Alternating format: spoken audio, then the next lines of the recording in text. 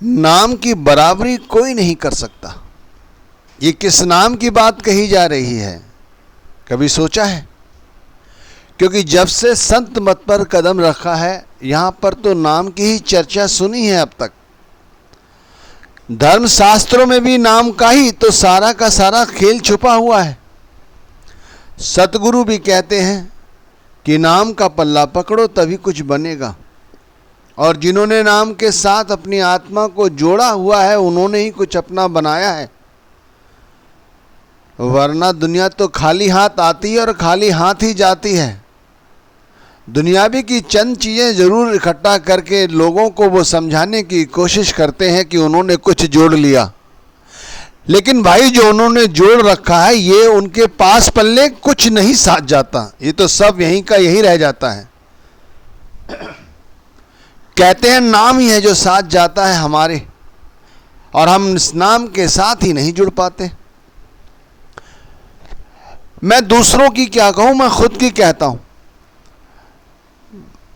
भाई संत मत से जुड़े हुए तो कई साल हो गए, बहुत अरसा गुजर गया, लेकिन क्या हमने अभी तक नाम को अपनाया है? हमने नाम को नहीं अपनाया, ये पक्के तौर पे मैं कहता हूं। नाम ने हमें जरूर अपनाया है, ये सच है, क्योंकि नाम ने अपनाया है तभी तो हमें सतगुरु के साथ बैठने का सानिध्य प्राप्त हुआ। जो हम सुबह उठते ही सतगुरु का धन्यवाद करते हैं, उनके आगे हाथ जोड़ते हैं, ये यही बात का प्रतीक है कि इस नाम ने हमें अपना लिया है। हमने अभी नाम को नहीं अपनाया, तभी तो हम नाम को बिसार कर दुनिया के पदार्थों की ओर भटकते रहते हैं। क्या इकट्ठा कर लें और कौन सा सामान बांध कर अपने साथ ले जाएंगे, यही चीज कि उधेड़-बुन सारे दिन हमारे दिमाग में चलती रहती है, लेकिन नाम के साथ अपने आप को नहीं जोड़ते। और यदि नाम के साथ हमने इस तरह अपने आप को नहीं जोड़ा तो जैसे अभी तक का समय बर्बाद गया है, आगे का भी समय बर्बाद जाएगा। और जैसे जैसे हमारा समय बढ़ेगा, हमारी आयु बढ़ेगी, ध्यान रखना हमारे शरीर को रोग लगेंगे। थोड़ा सा बुखार आते ही कोई दवाई खा लेते हैं, पैरासीटामोल की दवाई ही खा लेते हैं, बुखार उतर जाता है। लेकिन उम्र बढ़ने पर वही दवाई शरीर पे काम नहीं करती।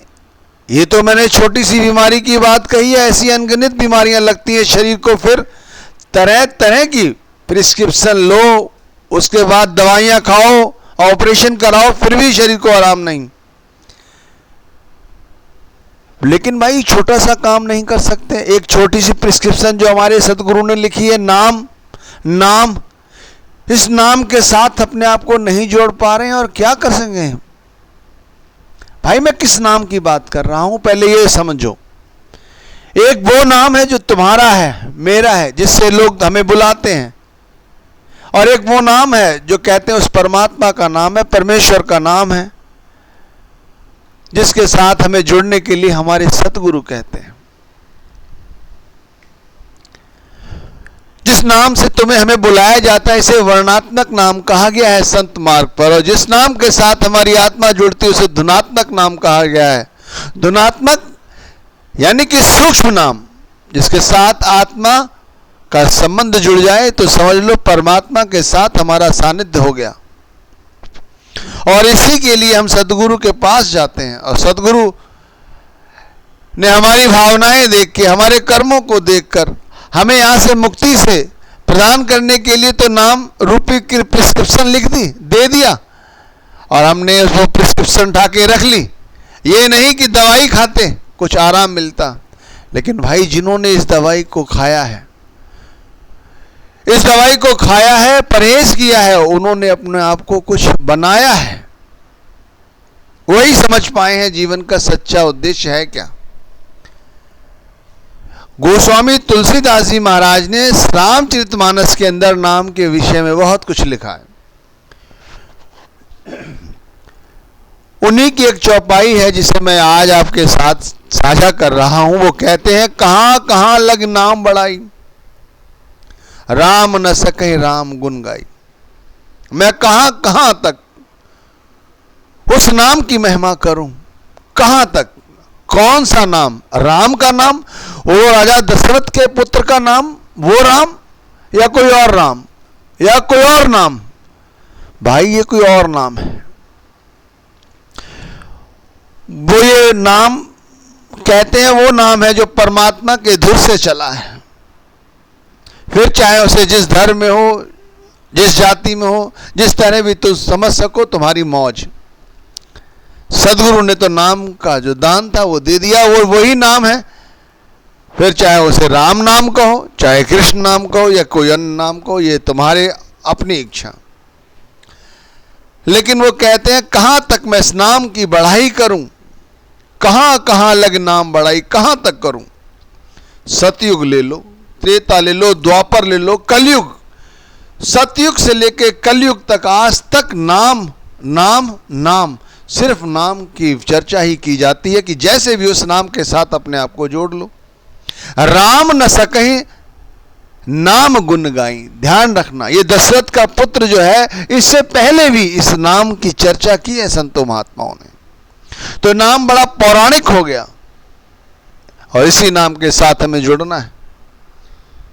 और भाई कहा गया है संत मार्ग में, इस नाम की बराबरी कोई नहीं कर सकता, कोई भी नहीं कर सकता। आप चाहे कुछ भी इकट्ठा कर लो, कितनी भी दौड़ धूप कर लो, कितना भी सजा सवार लो अपने आप को, अपने परिवार को, आपके साथ कुछ नहीं जाएगा। ये बात आप समझ लो। आप समझते नहीं हो, बस यही एक परेशानी है। अरे समझ जाओ तो बात खत्म। संत महात्मा क्यों चिल्लाते रहते हैं? सिर्फ इसीलिए कि भाई तुम कुछ समझ जाओ। इसी तरह हमारे पिता भी तो करते थे, हमारे परिवार के बुजुर्ग भी तो करते थे। अरे ठीक से चल, ठीक से खा, ठीक से पढ़ाई कर, तुझे कुछ बनना है, यही तो कहते थे।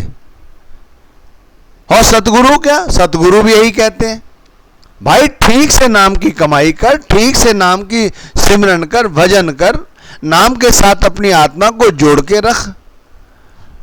अगर तूने गलती करी तो जैसे बुजुर्ग कहते हैं, अरे फिर घास खोदेगा, कुछ नहीं बन पाएगा। इसी तरह सतगुरु कहते हैं कि अंत वेले पछताएगा, तेरे हाथ पल्ले कुछ नहीं लगेगा। बात दोनों एक ही है। लेकिन भाई यदि एक बार कहते हैं जन्म होता है मां के गर्भ से, दूसरा जन्म होता है जब सतगुरु अपनाते हैं नाम का दान देकर। और उस समय सतगुरु हमारी अवस्था जानते हैं, वो जानते हैं कि ये नाम की कमाई कर सकता है, तभी वो नाम देते हैं। हमारा सामर्थ्य पहचानते हैं, लेकिन हम नाम लेने के बाद भी उसी तरह बचकानी हरकतें करते हैं जैसे बचपन में किया करते थे। माँ बाप की आंख बसते ही खेल तमाशों में लग जाते थे। अरे यहाँ तो तुम्हें कोई रोकने टोकने वाला भी नहीं है, इसलिए तुम और ज़्यादा सोचते हो कि भाई जो करना है कर लो। लेकिन ध्यान रखना, जिस जो नाम दे सकता है और वो तुम्हारी भावनाओं को पहचान सकता है, वो तुम दिन में क्या करते हो, रात्रि में क्या करते हो, हर वक्त क्या सोचते हो, वो ये भी जानता है। जो देने की ताकत जानता है वो जानने की भी ताकत रखता है, ये ध्यान रखना। इसीलिए तो परमात्मा से तुम और हम दिन रात मांगते रहते हैं, मांगते रहते हैं, मांगते रहते हैं, हमें ये मिल जाए, हमें वो मिल जाए। लेकिन मिलता क्या है? वही मिलता है जो परमात्मा जानता है हम किस लायक हैं। वरना मंगतों की लाइन तो लगी हुई है, देख लो आप, कहीं भी चले जाओ धर्म स्थल में, हाथ फैलाए गिड़गिड़ा रहे हैं। परमात्मा से परमात्मा को कोई नहीं मांगता, नाम की भजन बंदगी कोई नहीं मांगता। कोई विरला ही है जो नाम की भजन बंदगी मांगता है। कहां कहां लगी नाम बढ़ाई, कितनी बड़ी बात कही है। कहां कहां, अरे कहां तक कहूं बताओ? कोई और छोर है? कोई और छोर नहीं। बताइए, सतयुग से कलयुग कितना बड़ा अंतराल समय का, कहां कहां लग नाम बढ़ाई, कहां तक कहे जाए नाम की बढ़ाई। ऐसे मैं कहां तक कर सकता हूं? मैं भी तो तुम्हारी तरह हूं।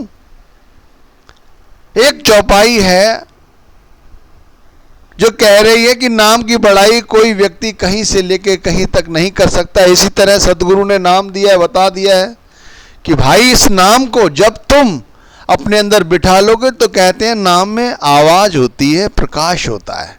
और जो जीवात्माएं भाग्यशाली होती हैं जब नाम के साथ अपने आप को जोड़ लेती हैं, तो ये नाम जो है वो उन्हें आवाज के रूप में, प्रकाश के रूप में पता नहीं अपने शरीर से कहां कहां से दिखाई देता है। जो मूर्ख है वो तो लग जाते हैं टकटकी लगा के कि मुझे यहीं से दिखना है, यहीं से देखना है। लेकिन जो बुद्धिमान है अपने आप को सदगुरु को समर्पण कर देते हैं, उन्हें नाम कहीं से भी सुनाई दे सकता है, शरीर के किसी हिस्से से, तर्जनी उंगली से भी नाम को महसूस करेंगे तो आएगा। ध्यान रखना, ये शरीर की हालत है। और वहां कहां कहां कह के उन्होंने समझाया, मैं कालों की बात कर रहा हूं कि सतयुग से लेकर कलयुग तक आज तक नाम की बड़ाई करने में कोई भी सामर्थ्य नहीं है। नाम इतना बड़ा है, इतना विशाल है कि उसकी बड़ाई करते करते थक जाएंगे, लेकिन ये कभी खत्म नहीं हो सकती।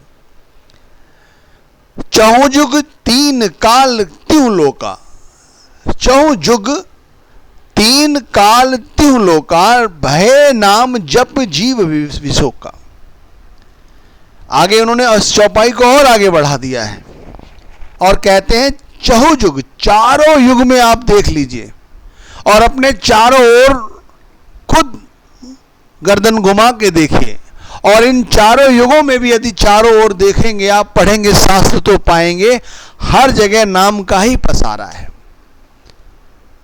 हर जगह, हर धर्म में नाम की ही चर्चा की गई है कि उस परमात्मा के आगे अगर अलख लगानी है, अलख जगानी है, तो भाई नाम की भजन बंदगी करो, नाम की सिमरन करो, नाम के साथ अपनी आत्मा को जोड़कर हमेशा रखो। हमेशा एक पल के लिए भी इस नाम को ना बिसारो, तभी हमारा कुछ बनेगा।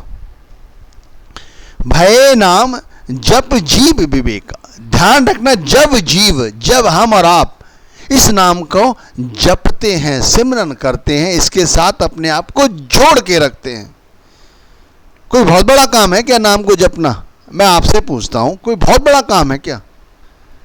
नाम को जपना सबसे सरल कार्य है वाकई में।